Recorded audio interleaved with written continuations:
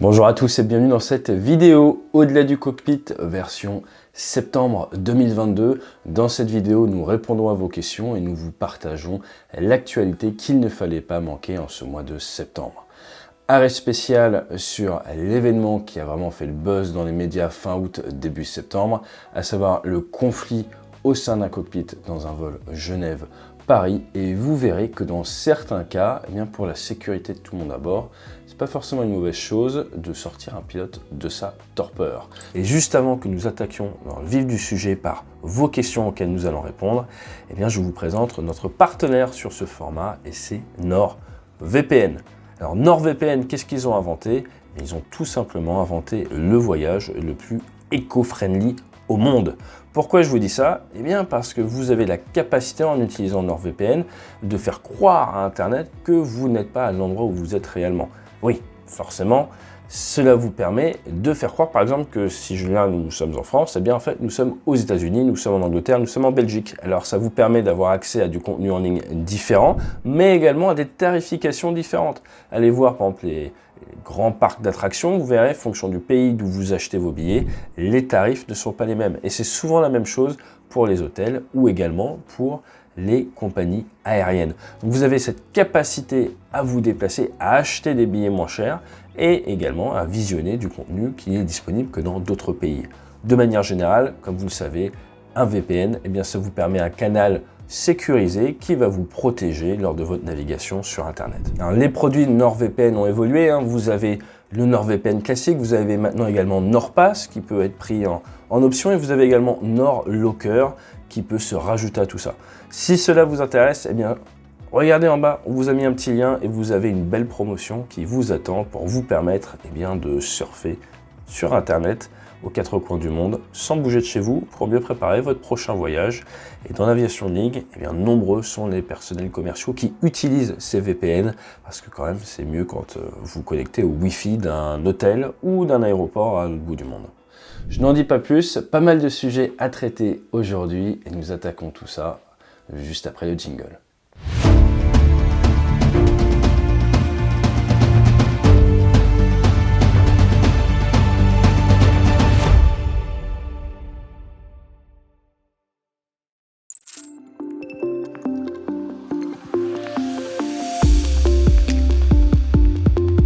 On va commencer avec les questions de la communauté et la première question concerne les missiles anti-radar qui sont sur les MiG-29. Est-ce qu'ils sont adaptables sur d'autres types d'avions?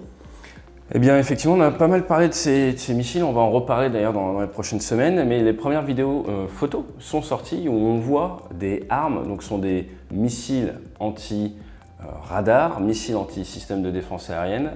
Et il y a une photo où il est monté sur un Sukhoi 27, donc il semblerait qu'ils aient réussi à trouver le moyen pour les adapter sur tous les matériaux, tous les avions de la flotte ukrainienne. C'est facile à faire ou Je pense pas que ce soit facile à faire, mais bon, ils ont réussi, donc peut-être qu'ils savaient pas que c'était impossible. Ensuite, une actualité qui a fait beaucoup de bruit, c'est le combat dans le cockpit d'Air France. Effectivement, Rocky 25, l'ultime retour version Air France. On va en parler dans le dossier du mois, je pense que c'est mieux, mais vous avez été, c'est vrai, très nombreux à nous solliciter sur ce dossier dont on va parler un peu plus tard. Je vous rappelle que c'est chapitré en dessous, si vous voulez y aller directement. Dernier point avec une question qui a pas mal interrogé ta communauté au sujet de ta vidéo sur le Cessna. S'il n'avait pas fait de remise de gaz, est-ce qu'il aurait pu survivre? Alors ça, effectivement, c'est une question que vous avez été nombreux à me poser. Il décide de remettre les gaz un petit peu pour se pousser alors que c'est lui qui a la priorité. Il se fait percuter par l'arrière. Il est effectivement probable que s'il n'avait pas enclenché sa remise des gaz, donc interrompu son approche pour commencer à remonter, eh bien sa trajectoire n'aurait peut-être plus été conflictuelle avec l'avion qui arrivait derrière, ou en tout cas l'avion derrière, apprenant qu'on ne lui laissait pas la place, ce qui n'était pas du tout, de toute façon il n'avait pas lui laissé la place, eh bien on aurait peut-être gardé une altitude plus haute. Donc on ne peut pas réécrire l'histoire malheureusement, mais en tout cas c'est sûr qu'il a voulu se mettre du bon côté de la sécurité, et malheureusement dans ce cas-là, eh bien ça n'a fait que précipiter l'accident.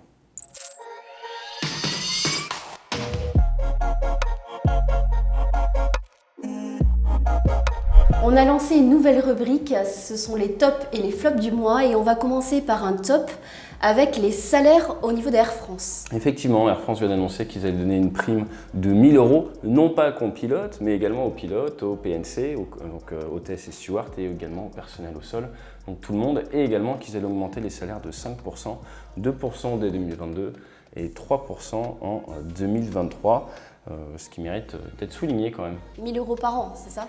Alors, ils donnent une prime exceptionnelle de 1 000 €. Donc après, on est quand même loin de ce qui peut se faire en Amérique du Nord, avec Horizon Air, qui est une filiale d'Alaskan Airlines, où là, c'est 74% d'augmentation des salaires pour les commandants de bord. Ça fait 144 000 $ la première année. Et 85% d'augmentation de salaire pour les copies, à 85 000 $. Mais on reste quand même... on va dire... Oui, l'assiette n'est pas la même. L'assiette n'est pas la même et le salaire de départ en Amérique du Nord, il prend vite en compte les crises. Donc vous descendez très très vite, contrairement à Air France. Et après, du coup, quand ça va bien, ça peut remonter de manière assez impressionnante. Surtout qu'en plus, en Amérique du Nord, il y a une grosse crise des pilotes pour toutes ces compagnies régionales, quand même. Un commandant de bord à Air France, il gagne combien? Ah, ceci ne nous regarde pas. Ça dépend de beaucoup de choses. Je n'irai pas là-dessus, mais ils ont parmi les meilleurs contrats au monde. Ça, c'est de renommée internationale. Et là, on va parler du top flop du mois avec le contrôle aérien qui a fait grève vendredi dernier. Effectivement, le 16 septembre, le contrôle aérien, il y a eu plus de 1000 vols annulés. Alors on dit top flop, pourquoi? Flop parce que c'est dommage et c'est toujours vexant quand il y a des gens qui devaient prendre l'avion qui ont été plus qu'embêtés, donc on ne va pas remercier le contrôle aérien pour ça.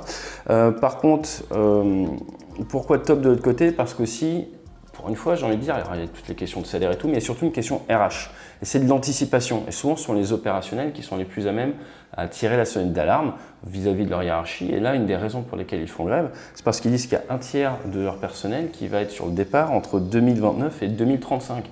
Et donc, ils se disent, au vu des flux de recrutement prévus, au vu de l'ouverture du recrutement, nous allons vers un gros problème autour des années 2030. Et donc, c'est une volonté de tirer la sonnette d'alarme et d'amener les gens à se rendre compte, et leur hiérarchie à se rendre compte qu'il faut peut-être plus recruter. Donc, c'est pour ça qu'on a mis en top flop.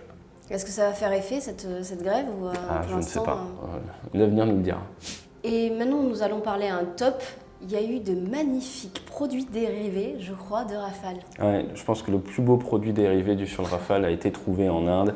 Comme vous pouvez le voir, voilà. Alors vous pouvez manger et devenir un avion de chasse supersonique. C'est peut-être un nouveau type de régime à venir. Si j'étais pakistanais, j'aurais peur, je pense. Et là, le flop du mois, un avion a été volé par un personnel au sol.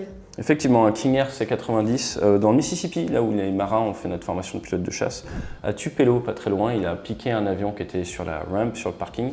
Il a décollé, il a dit je vais m'écraser sur un Walmart, qui est les grands supermarchés hyper U de là-bas, qui a fait peur à tout le monde. Au final, il ne s'est pas suicidé en s'écrasant sur un supermarché, qui ont été évacués.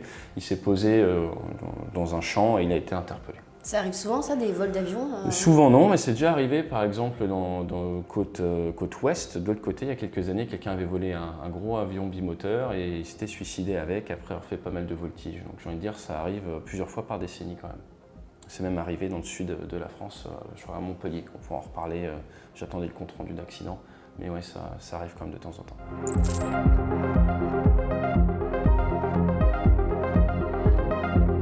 Il y a un avion de Volotea qui a failli se poser sur la base de Landivisio à la place de Brest. Est-ce que ça arrive souvent, ce cas-là? Alors, j'allais te répondre non, mais il s'avère que là, on est le mardi 20, et pas plus tard que hier, il y a un avion d'Air France qui a essayé apparemment de se poser à Landivisio. C'est la loi des séries, j'ai envie de dire. Elles se ressemblent, ces deux bases? Alors, les deux bases, elles se ressemblent pas mal. Enfin, d'un côté, vous avez la base aéronavale, qui est orientée face à l'ouest, en Bretagne. De l'autre côté, vous avez Brest, mais Brest est à côté de la ville de Brest. Donc, les tailles sont assez similaires.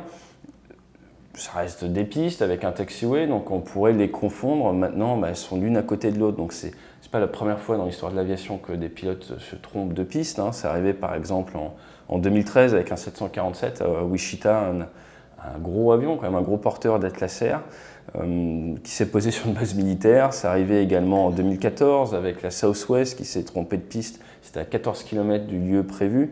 Ou encore en 2012, juillet 2012, un avion militaire, ce coup-ci un C-17, qui voulait se poser à MacDill, qui s'est posé sur un petit terrain régional de Peter O'Knight. Pour la petite histoire, souvent après, ils ont des problèmes pour redécoller. Parce que se poser, ça va, mais repartir, c'est un peu plus complexe.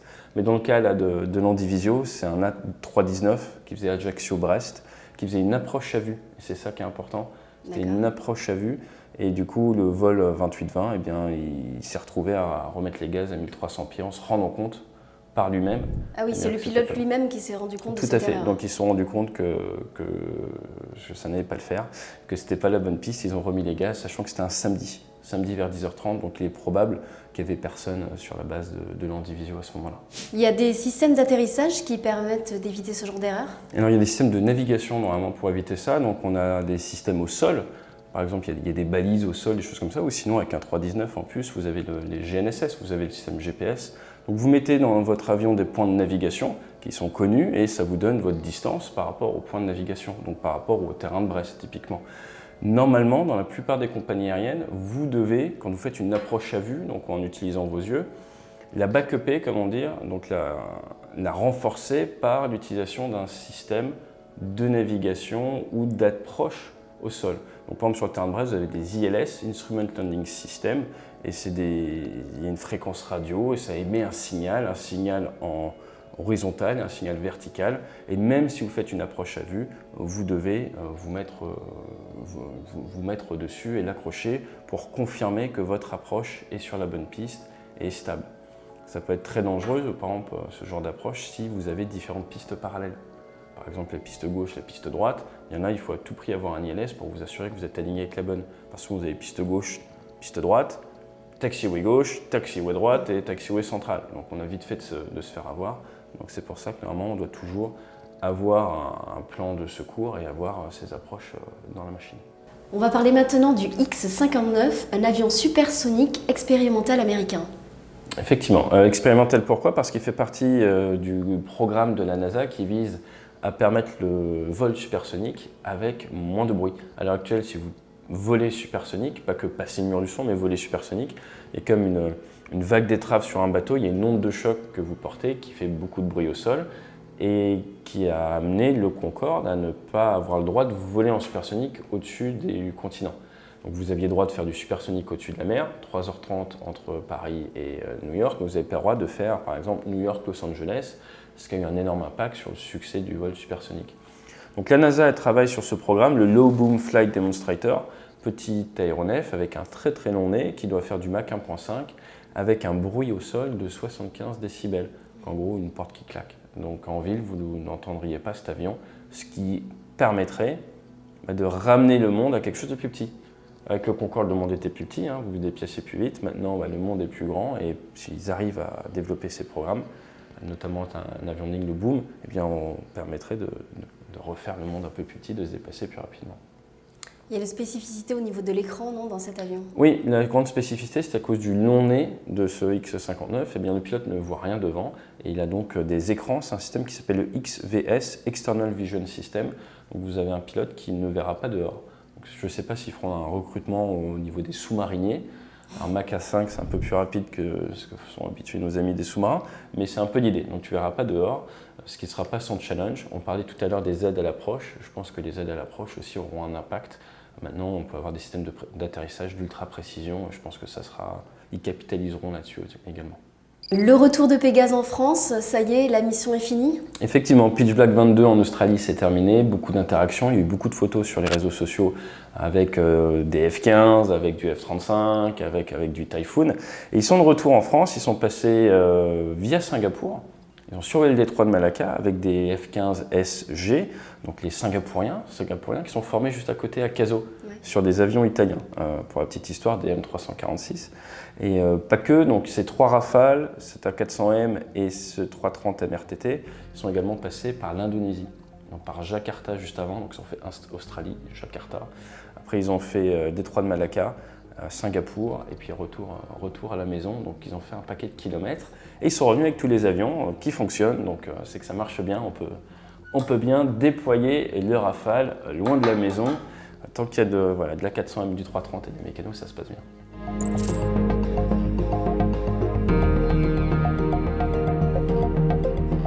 Air Canada a acheté 30 avions hybrides électriques. Pourquoi cet achat? Bien parce que c'est le futur. Air Canada a un objectif de carboneutralité en 2050. Donc carboneutralité en 2050, ils essaient donc de réduire leur empreinte carbone. On était une des premières compagnies à passer avec des cockpits où il n'y avait plus de papier, par exemple. Ça minimise le poids dans l'avion, le poids transporté. Enfin, ça a pas mal d'effets. Ils sont à la recherche en permanence, comme ça, des petites avancées. Et de manière générale, Air Canada est souvent précurseur dans pas mal de choses. C'est notamment la première compagnie mondiale qui a interdit de fumer dans l'avion. Ah ouais. Donc voilà, les Canadiens, souvent en avance sur leur temps. Toujours est-il, ces 30 avions, c'est des ES-30. Ça serait du suédois Earth Aerospace.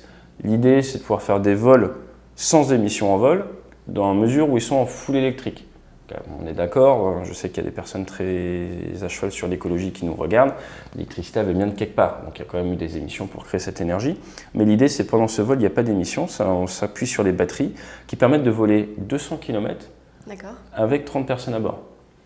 À bord, vous pouvez également utiliser des générateurs qui fonctionnent grâce à du carburant durable, qui pousserait votre autonomie à 400 km. Et s'ils se mettent avec que 25 passagers, et du carburant durable pour refaire le plein des batteries en vol, on arrive quand même à 800 km. Donc ça reste un avion petit, 30 passagers, 3 rangées en 2+1, des batteries au lithium-ion. L'idée c'est quoi? L'idée c'est d'aller chercher sur des petits terrains les gens, les ramener vers les gros terrains pour après pouvoir les emmener à gauche, à droite, tout ça. Donc vous n'allez pas faire une transatlantique avec cet avion. Pour la petite histoire quand même, Air Canada y croit tellement qu'ils ont investi 5 millions de dollars américains dans cette entreprise suédoise. Elle doit être bien contente, l'entreprise. Ils n'ont pas tout perdu et ils peuvent aller prendre du coup du sirop d'érable. Et ça va être mis en service quand? Ils vendent 2028. Maintenant, j'attends de voir. Je serais pas étonné que ce soit un peu plus tard. Le gros point, quand je lis les informations disponibles, qui m'interroge en tant que pilote de ligne, c'est cette notion d'autonomie à l'arrivée. C'est-à-dire qu'en tant que pilote de ligne, alors déjà il y a la météo, au Canada, on a des grandes amplitudes entre l'hiver et l'été, c'est pas forcément bien pour les batteries, mais le grand point c'est quand vous arrivez sur le terrain de destination, il vous faut du temps d'attente. Grosso modo, généralement il vous faut une demi-heure. Cette demi-heure d'attente, ça vous coûte cher niveau batterie. Quand on annonce 200 km, est-ce qu'il y a l'attente pris en compte ou pas? L'attente VFR n'est pas la même chose que l'attente IFR, après il y a toutes les réglementations de transport aérien, toutes ces choses-là. Donc on va dans la bonne direction. L'industrie se remet en question, Air Canada essaye d'être précurseur et voilà, de prendre le cap. C'est une très bonne chose, je pense que ça va tirer tout le monde dans la même direction. Et à terme, de toute façon, tout le monde sait que c'est l'aviation la plus neutre en termes d'émissions. Elle va venir par cette aviation régionale, ces petits vols. Par exemple, vous faites, je sais pas, Bordeaux-Nantes, ça pourra se faire en avion électrique sans grand problème. Ça remplacera le train? Je ne sais pas si ça remplacera le train, je pense plutôt que ça va complémenter le train, parce qu'à l'heure actuelle, pour avoir fait un Nantes-Bordeaux il n'y a pas très longtemps, ça irait plus vite en char à voile.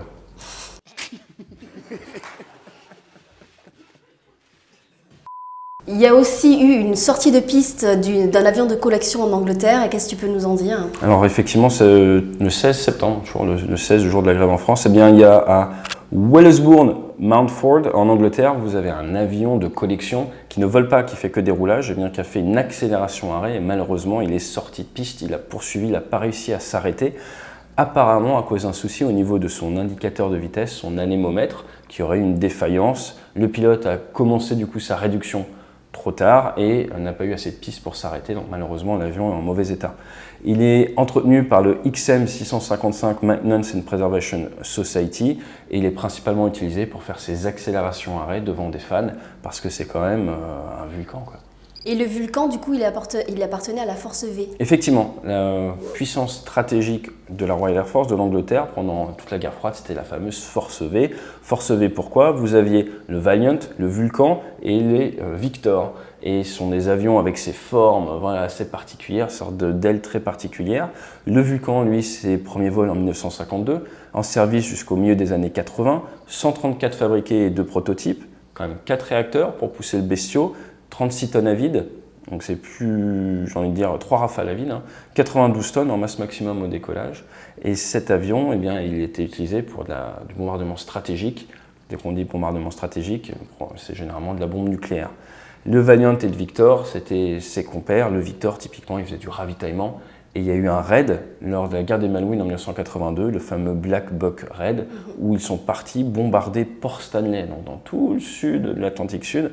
Ils ont fait 12 000 km, 16 heures de vol. Il y avait 10 ravitailleurs avec eux pour aller mettre des bombes sur Port Stanley qui avait été pris par les Argentins et leur montrer qu'ils pouvaient venir les chercher partout. On est un peu dans l'esprit de ce qu'a fait l'armée de l'air avec Pégase. Ah oui. Donc, oui, l'histoire, c'est un éternel recommencement et ces projections de puissance. C'est très important. Soit vous projetez avec des bateaux, soit vous projetez avec des raids comme ça, et le mieux c'est les deux, parce que les raids comme ça arrivent plus rapidement, mais sont plus durs à projeter, et les bateaux après ils arrivent derrière, et là ils s'installent et on peut vraiment se battre. Le vol Nice-Paris le 11 septembre, une date assez importante qui a été dérouté à Lyon à cause de l'attitude d'un homme un peu étrange. Effectivement, alors il a bien choisi son jour. D'ailleurs, dans les articles de presse, vous voyez que la plupart des passagers, c'est vraiment le 11 septembre qui leur a fait très très peur. Ils se sont dit, ça y est, on est tombé sur un gars qui nous veut du mal. Il y avait un agité apparemment à bord qui a quand même fini torse nu à profaner des insultes ou des propositions à caractère sexuel aux hôtesses, tout en faisant pas beaucoup de bruit et en faisant peur à tout le monde, à tel point que le commandant de bord a fait une annonce. Il a fait une annonce et il a dit en gros, vous allez vous asseoir, vous vous calmez ou je déroute l'avion à Lyon. Donc, Nice, Paris, Lyon c'est au milieu. Il a une personne bizarre à bord. Eh bien, quelle a décidé le commandant de bord? Eh bien, la personne bizarre ne s'est pas calmée. Il s'est donc posé à Lyon. La police attendait le vol, monte à bord, sort la personne de l'avion et après derrière les passagers ont pu reprendre le vol sans encombre jusqu'à Paris avec forcément un petit peu de retard. Quand l'équipage rencontre une personne un peu perturbante comme ça en début de vol, est-ce qu'ils ont le droit de ne pas l'accepter? Alors déjà, vous avez sûrement remarqué que quand vous montez à bord de l'avion, il y a toujours au minimum 2 hôtesses ou stewards qui vous attendent et souvent un chef de cabine. En fait, ils ont une formation de videur. Blague à part, c'est pas vraiment des videurs, mais ils vous regardent quand même et ils essayent de voir si vous pouvez poser un problème ou pas. Si vous arrivez avec 3 grammes dans chaque poche et que vous vomissez à moitié sur la passerelle, il y a de grandes chances qu'ils proposent au commandant de bord de vous refuser l'accès à bord. C'est une prérogative de l'équipage. Donc, on aime bien dire dans la marine, quand on revient d'escale, on remonte sur le bateau. Au moment où vous quittez le ponton et que vous montez sur le bateau, il faut passer la coupée. Et quand on passe la coupée, surtout en tant qu'officier, tout le monde arrête de bouger et tout, et il faut saluer le pavillon français et monter à bord. Et il y a un concept dans la marine, c'est qu'il faut être digne quand on passe la coupée. Donc même si vous avez 3 grammes dans chaque poche, vous reprenez sur vous soufflez un coup, voilà, préparation mentale, il faut passer la coupée dignement, sinon vous pouvez avoir des problèmes dans la marine, on va vous emmener à l'infirmerie ou autre. C'est un peu le même concept dans un avion de ligne, n'oubliez pas qu'on vous observe et quand vous montez dans l'avion, eh bien il faut, le mieux c'est de ne pas arriver avec 3 grammes dans chaque poche, mais si vous avez l'air agressif ou autre, vous pouvez voir refuser l'accès. Là dans ce cas-là, il semblerait qu'il a passé, il n'a pas fait peur à l'équipage, mais après derrière, eh bien, il est toujours possible de dérouter un avion pour laisser la personne. Un vol en France encore ça va, il faut savoir que quand vous traversez certains pays d'Afrique, si on vous dépose dans certaines prisons, dans certains pays d'Afrique avec certaines prisons, voilà, ça peut être plus compliqué dans certains pays que dans d'autres. Et du coup, les passagers, comment ils sont pris en compte quand il y a des interventions comme ça? Justement, un des principaux témoignages qu'on a pu trouver dans la presse après derrière, ce qu'ils mettent en avant, c'est le fait qu'il y a eu 0 prise en compte dans ce vol EasyJet, qu'on leur a même pas proposé de boisson pour se calmer après derrière, et 0 cellule psychologique. Donc j'étais pas à bord, on ne sait pas exactement comment ça s'est passé, mais il est possible effectivement qu'un 11 septembre, ça puisse faire peur aux gens. Et dans ce cas-là, EasyJet n'a pas jugé nécessaire d'accompagner d'une manière particulière les passagers. Dans certaines compagnies, ça peut être différent, tout dépend des situations. Voilà, c'est vrai que ça aurait peut-être été sympa de leur donner à boire, je ne sais pas, mais il faut voir exactement l'ambiance à bord, nous n'y étions pas. Il y a eu quelques témoignages quand même. Voilà, je vous invite à regarder sur la toile, c'est toujours intéressant. La Suisse achète 36 avions américains F-35. Pourquoi cet achat? C'est pas évident, hein, 36 F-35, ils auraient pu en prendre 35, quoi, ça aurait été plus simple. C'est clair. Pourquoi cet achat? Eh bien, ils font cet achat parce qu'il faut renouveler leur flotte. Ils ont quoi actuellement? Actuellement, ils ont du F-18 américain, donc du Boeing, ce qu'on voit un petit peu dans Top Gun 2. Donc c'est l'ancienne version, le F-18C, ils ont ça, et ça marche très bien, un biréacteur qui fonctionne bien. Et d'ailleurs, la nouvelle version, le Super Hornet qu'on voit dans Top Gun 2, eh bien, il était proposé par Boeing, mais il n'a pas été retenu. Donc il y avait cet avion-là, il y avait le Rafale, où il y avait le F-35 qui vient d'un autre fabricant. Mais l'idée pour eux, c'est de pouvoir s'assurer que tout ce qui rentre dans leur espace aérien est détecté, voire intercepté. Alors, ne regardez pas ce qui s'est passé il y a quelques années où en fait il y a eu tout un scandale parce que leur chasse était d'alerte en heure ouvrable. Et du coup, une fois, il y a un avion qui est venu en heure non ouvrable, donc c'est la chasse française qui a dû y aller s'en occuper pour leur rendre service parce qu'ils étaient incapables de faire interception. Donc suite à tout ça, il y a eu quand même un peu cette prise de conscience qu'il faut que H24 puisse défendre leur territoire. Et c'est le F-35 qui a gagné et qui surtout a gagné à l'encontre d'une initiative appelée Stop F-35, où il y a eu beaucoup de signatures qui ont été recueillies. Et là, le gouvernement a dit, le Conseil fédéral a dit, on achète, point barre. 36, c'est quand même pas mal en termes de volume, non? 36, c'est pas mal, mais ce qu'il faut voir, c'est le taux de disponibilité. Quand vous avez 36 aéronefs, il est illusoire de croire que les 36 vont décoller en même temps. Donc avec 36, sur le temps long, vous savez qu'on est toujours une dizaine en état de vol. Vous êtes sûr de pouvoir en mettre une dizaine en l'air, donc vous êtes sûr de pouvoir en garder 2 ou 3 d'alerte en permanence, et le reste pour l'entraînement des pilotes.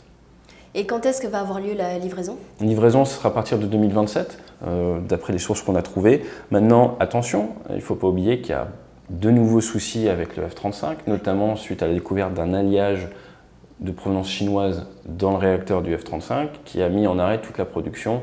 Donc il y a régulièrement des coups de plein gaz, plein réduit, plein gaz, plein réduit, donc ça peut avoir un impact sur les délais de livraison. Est-ce que les F-35, c'est un bon avion pour la Suisse? Alors, F-35, F-18 Super Hornet, Rafale sont de très bons avions. Maintenant, quel est l'objectif? Toujours pareil. Si vous me dites, tiens, c'est quoi la meilleure voiture? J'ai envie de dire, ça dépend pourquoi. Si vous voulez aller à Castorama, ou si vous voulez aller chercher le pain, ou si vous voulez sortir une date Tinder, vous n'allez pas prendre la même voiture ou sortir toute la famille. Drôle, non, pas mal celle-là. Et du coup, on en revient toujours à quel est l'objectif. Et l'objectif affiché par les Suisses, c'est la protection de la défense aérienne. Le F-35 à la base a été réfléchi comme un avion de pénétration en territoire ennemi. Ça veut dire quoi? Ça veut dire qu'il doit aller en territoire ennemi, non détecté grâce à sa furtivité, et pouvoir faire des frappes en profondeur chez l'adversaire. Typiquement, les Israéliens, c'est un excellent avion pour ce qu'ils veulent faire. Ils veulent rentrer à gauche, à droite chez des voisins, larguer des bombes sans être détectés. Excellent. On voit mal les Suisses essayer de faire des raids de bombardement sur Lyon. Alors peut-être sur Dijon pour récupérer de la moutarde, je ne sais pas. Mais ce qu'il faut bien comprendre, c'est que pour faire de la défense aérienne, ça a étonné tout le monde, moi le premier, ce choix, qui ressemble plus à un choix politique ou un choix d'alignement aux autres nations européennes. C'est d'ailleurs un point qui est poussé par le Conseil fédéral. Ils disent que c'est le moins cher, là j'ai des doutes, et il y aura des choses à creuser dans le futur parce qu'il semblerait qu'ils mettent en avant une partie de l'entraînement annuel des pilotes au simulateur. Alors là c'est une hérésie aéronautique de prendre en compte comme des heures de vol normales. Et meilleur d'un point de vue technologique. C'est le plus moderne, c'est une nouvelle génération, ça je pense qu'on ne peut pas l'enlever d'un point de vue technologique, très bien. Et également dans les arguments, ils disent que c'est le plus répandu dans l'OTAN et en Europe. Et il y a cette notion de connectivité dans le futur entre tous les F-35 qui a sûrement été prise en compte. Donc moi je vois ça comme un choix assez agressif de vouloir se hisser à ce qui se fait mieux d'un point de vue technologique, peut-être pas encore vraiment opérationnel à l'instant T, mais plus dans une logique à un horizon 2035-2040 et se dire en 2040 on aura un produit qui marche bien plutôt que là maintenant où le produit n'est pas tout à fait fini. Donc je pense que la logique est là. Pour ce qui est du combat aérien pur, tout le monde sait que le F-35 c'est pas forcément ce qui se fait de mieux, mais ils font peut-être justement le pari de nouvelles technologies, de brouillage offensif, de guerre électronique renforcée, de choses comme ça. Et un point qui est souvent mis en avant par les défenseurs du F-35, c'est sa survivabilité. La survivabilité, sa capacité à survivre au combat, parce qu'apparemment, du fait de sa furtivité, les missiles vont avoir plus de mal à voir, ce genre de choses. Moi, je tempère tout ça à cause de la poussée des réacteurs, qui fait que face à un missile infrarouge, tout furtif que vous êtes, si l'adversaire a des bons missiles infrarouges ou des bons senseurs, comme le Rafale de détection de sources de chaleur, vous aurez du mal à vous cacher. Et toi, à leur place, tu aurais pris quoi à la place des F-35? Moi, à la place des F-35, j'aurais pris le F-18. J'aurais pris le F-18 Super Hornet parce qu'ils sont déjà sur F-18, la transition a été facile, ils n'ont pas de soucis particuliers avec leur F-18, ils restent dans cette lignée. Beaucoup de personnes disent que arrêt de la chaîne de fabrication des F-18, du coup, eh bien, c'était pas forcément un bon choix. Moi, je le tempère par le fait que dans les années 2028-2040, au moins, ils auraient eu quelque chose qui fonctionne très bien. Peut-être pas le must du must, mais ça reste les Suisses et je pense que s'ils avaient besoin d'acheter des F-35 en plus, après, pourquoi pas. Et également, avoir l'impact de l'arrivée des drones à partir des années 2040-2045. Donc voilà, peut-être qu'il y aura autre chose entre les deux. Donc moi je serais plutôt allé sur du F-18 pour faire simple. Voilà. Après, je ne suis pas décideur. 2 A400M turcs sont toujours bloqués à Kiev. Pourquoi? Eh bien, il s'avère que le 24 février, au début de l'invasion par les Russes en Ukraine, eh bien, il y a eu 2 posés d'A400M turcs, le premier à 3h47 du matin, le deuxième à 4h49. Et officiellement, ils venaient apporter de l'aide humanitaire et évacuer leurs ressortissants. La plupart des autres pays avaient commencé à évacuer leurs ressortissants en amont, pas les Turcs. Et les Russes suspectent les Turcs d'avoir livré en plus des TB2, les fameux drones. À l'heure actuelle, ils n'ont pas pu redécoller parce que pour redécoller, il leur faut l'accord des Ukrainiens, mais également l'accord des Russes, parce qu'ils n'ont pas envie de se faire attaquer leur A400M sur un coup simple. Et à l'heure actuelle, ils n'arrivent pas à trouver cet accord. Donc ça fait maintenant plus de 6 mois qu'une bonne partie de la flotte turque, qui a 9 A400M, est bloquée sur l'aéroport de Borispil. Et on les voit sur les images satellites, ils sont là, ils sont au parking, ils attendent. Espérons qu'ils ne soient pas détruits comme l'Antonov 225. Effectivement, ouais, ça ferait désordre. Pour la petite histoire quand même, en termes de victoire aérienne ou de destruction d'avions, je vous rappelle que les Turcs ont détruit des avions russes ces dernières années du côté de la Syrie, donc il y a quand même des fois un peu de tension. Dernière actu, avec une actu un peu originale, la dernière version du F-18 avec des toilettes. Effectivement, je vous disais que c'était super bien pour les Suisses, je ne pensais pas à ça à ce moment-là. Il y a un F-18E, un Super Hornet Block 3. Donc le Block 3, c'est la toute nouvelle version qui appartient au VFA 25. Donc le VFA, c'est une unité de la marine, Fist of the Fleet, le point de la flotte. Eux, ils sont basés à Lemoore, en Californie, c'est la grosse base côte ouest. Ils sont descendants des VA-25 qui volaient sur Avenger, donc c'est leur unité qui a participé à la guerre dans le Pacifique, mais également à la Corée et au Vietnam. Et du coup, pourquoi les toilettes? Alors les toilettes, ça vient d'un vol qui a eu lieu le 4 novembre 1965. Vous avez le second de l'unité, l'executive officer, qui est Bill, c'est son call sign, qui était commander. Et lui, il décide de faire quoi? Il décide sur son AAH, Skyraider, de fêter les 6 millions de livres de bombes tirées. Donc on a des millions de tonnes de bombes tirées. Il dit pour les 6 millions de livres, on va faire un truc un peu collector. Et il y avait ces WC usagés qui devaient être jetés par-dessus bord. Il dit 999, vous mettez ça sur mon avion et je vais tirer des WC sur les Viet Cong. Alors, sur un bateau, des fois, on a trop de temps libre. C'est important de le dire. Et donc, il décide de renommer son avion Paper Tiger 2.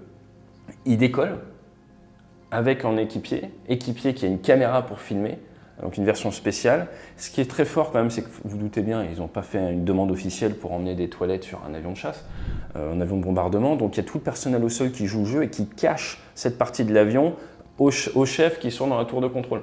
Et donc ils sont dans la tour du bateau. Et donc ils ne le voient pas, et au moment où l'avion il décolle, eh bien vous avez un message qui va vers la salle d'alerte, genre il a décollé avec quoi votre avion les gars, c'est quoi ce bins? Et donc le pilote, Bill, il arrive, il fait son checking avec le FAC, Forward Air Controller, avec le contrôleur aérien, et il lui dit qu'il a des roquettes, des bombes, tout ça, et il lui dit qu'il a One Sunny Flush, qui est un jeu de mots avec to flush, c'est vidanger les toilettes. Ouais. Donc là, le FAC, il dit vas-y, attends, je vais voir, et il lui fait une petite démo. Et pour la petite histoire, c'est bien de faire des blagues, c'est mieux de ne pas faire de bêtises. Quand il a fait sa passe de tir pour tirer ses toilettes, vous voyez la forme des toilettes, eh bien ça s'est mis face au vent, et ça a fait aérofrein en fait, et il a failli se faire arracher son aile par ses toilettes. Donc ça aurait été dommage de mourir bêtement tué par des toilettes qu'on a voulu envoyer sur des Viet Cong. Et toujours est-il, ils ont survécu, après ils ont filmé, le film a disparu, mais c'était leur grand truc, et que pendant un bout de temps, ils ont dit qu'ils avaient fait de la guerre biologique, qu'ils avaient envoyé des microbes face à l'adversaire. Ça va très loin. On s'amuse comme on peut dans la marine. Pour la petite histoire, Bill, il est décédé l'année d'après, en 1966. Il s'est pris 3 SAM sur Fast-to-Air Missile dans son avion. Et ils n'avaient pas un petit E sur les toilettes. E, c'est le Battle Effectiveness, c'est pour les unités décorées. Quand vous êtes bon en tir, par exemple dans un Navy, quand on tirait sur T-45, quand vous faites des bons bombardements, vous gagnez des Navy Ease. Ease, c'est vous êtes bon au combat. Et au final, pourquoi est-ce qu'ils ont mis ces toilettes c'était le 16 septembre dernier, c'était pour un changement de commandement au sein du VFA 25. C'est très important de ne pas oublier son histoire, une histoire de manière générale, parce que pour les militaires, ça permet de mieux anticiper la suite, et ses traditions de là où on vient en tant que militaire. Donc c'était un hommage à Bill, un paquet d'années plus tard. Ça va faire de la pub pour les toilettes. C'est ça.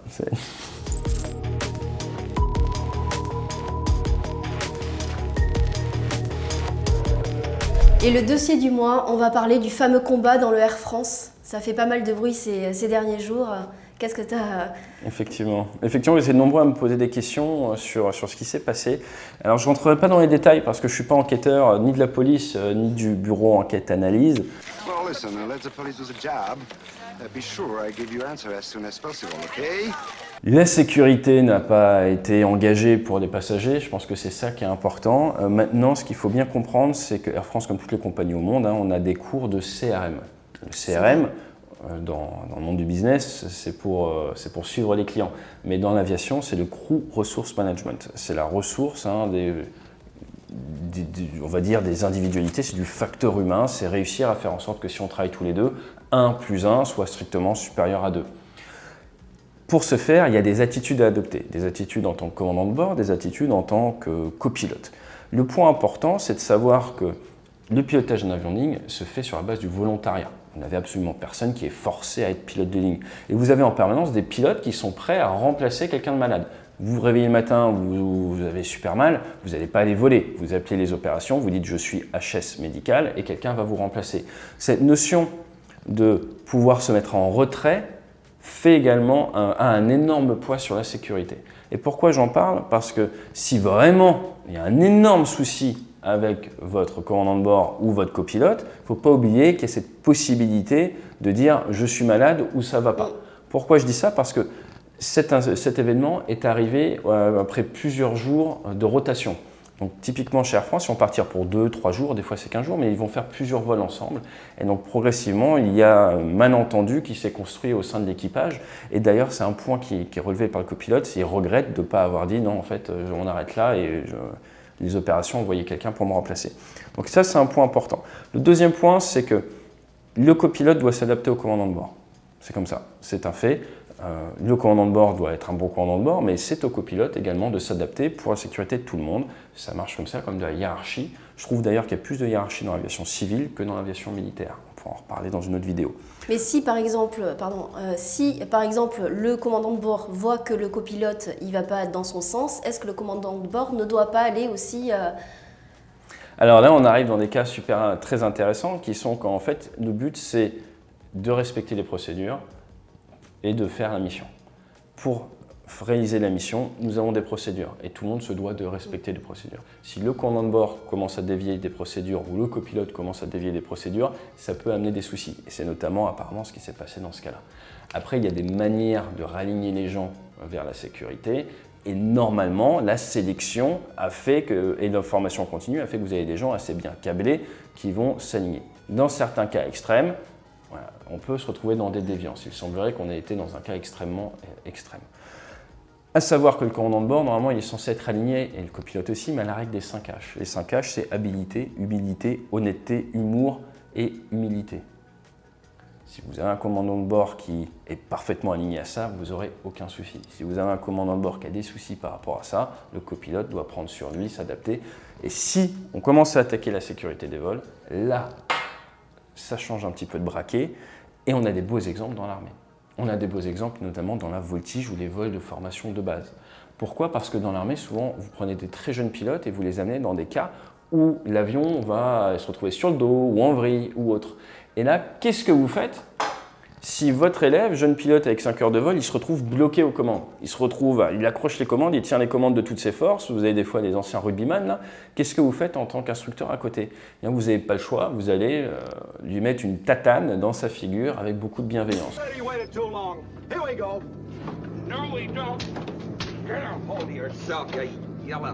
De manière à le sortir de sa torpeur intellectuelle, l'amener à détunneliser, à prendre du recul, à lâcher, à être surpris. Et là, vous allez pouvoir reprendre les commandes et sauver l'avion. Ce qu'il faut voir, c'est que, par exemple, sur Cap 10, les deux commandes sont liées. Il y a déjà eu des accidents dans l'histoire de la voltige où un manche est tordu à tirer, l'autre manche est tordu à pousser.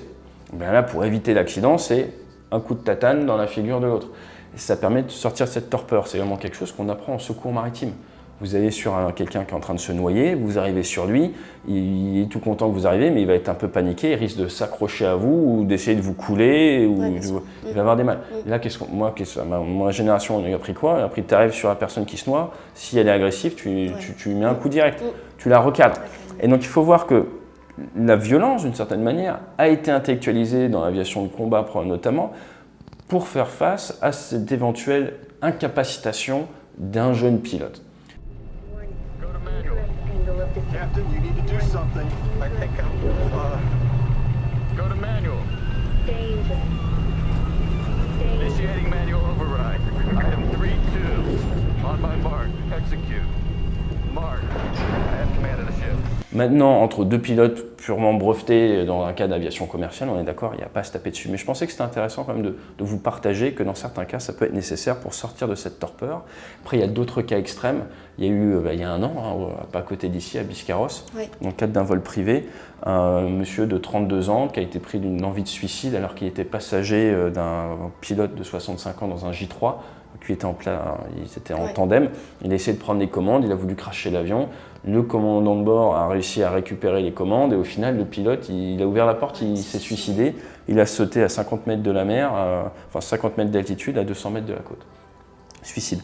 Donc dans des cas très rares comme ça, voilà, pareil, vous pouvez vous retrouver à vous battre. Mais normalement, dans l'aviation commerciale, c'est pour ça aussi que ça fait le tour du monde, c'est quelque chose d'assez rare. Un autre cas auquel on pourrait penser, c'est le suicide qu'il y a eu dans les Alpes à bord de la 320, mais là le pilote il s'était enfermé, et donc il n'y a pas eu de bataille à ce moment-là. Mais là c'était vraiment une mésentente entre les deux, et du coup c'est ça qui est... C'est pas tout à fait la même. On verra ce qui sort en source ouverte, et ce qui est sûr en tout cas, rassurez-vous, c'est qu'à l'heure actuelle il a été annoncé que les deux pilotes ne revolaient pas. Et je pense que c'est intéressant d'un point de vue lesson learned, ça ramène tout le monde à se rappeler la règle des 5 H.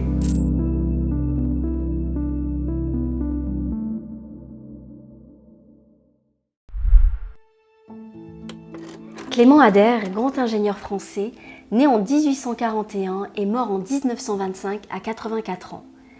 Brillant élève à l'école, il développe des qualités manuelles auprès de son père, menuisier, et l'amour de la mécanique auprès de son grand-père. Nous lui devons des dizaines d'inventions et d'innovations. La machine pour poser les rails, les chenilles de char, les roues de vélo, il invente aussi la retransmission par téléphone d'opéra. Mais son plus grand rêve, la création d'engins volants. Le ministère de la Guerre est séduit par son projet. Il serait le premier à faire décoller un engin motorisé plus lourd que l'air. Le 9 octobre 1890, dans le parc d'un château d'Armainvilliers, Clément Ader s'élève au-dessus du sol à bord de l'Éole, un engin qui ressemble à une chauve-souris. Première tentative avec un bond de 50 mètres à plusieurs dizaines de centimètres de hauteur. Un doute subsiste sur la réalité de ce premier vol, car aucun officiel assermenté n'y a assisté. Pour les Américains, rois du marketing, ce sont les frères Wright les pionniers, forcément. Mais pour une Béarnaise comme moi, quand il y a un doute, il n'y a pas de doute, et c'est bien à un natif du Sud-Ouest que l'on doit ce premier vol. Avec le financement du ministère de la Guerre, il construit de 1890 à 1897 des prototypes d'engins volants à moteur. L'Éole, le Zéphyr, l'Aquilon, noms que les fanats d'avions embarqués reconnaîtront.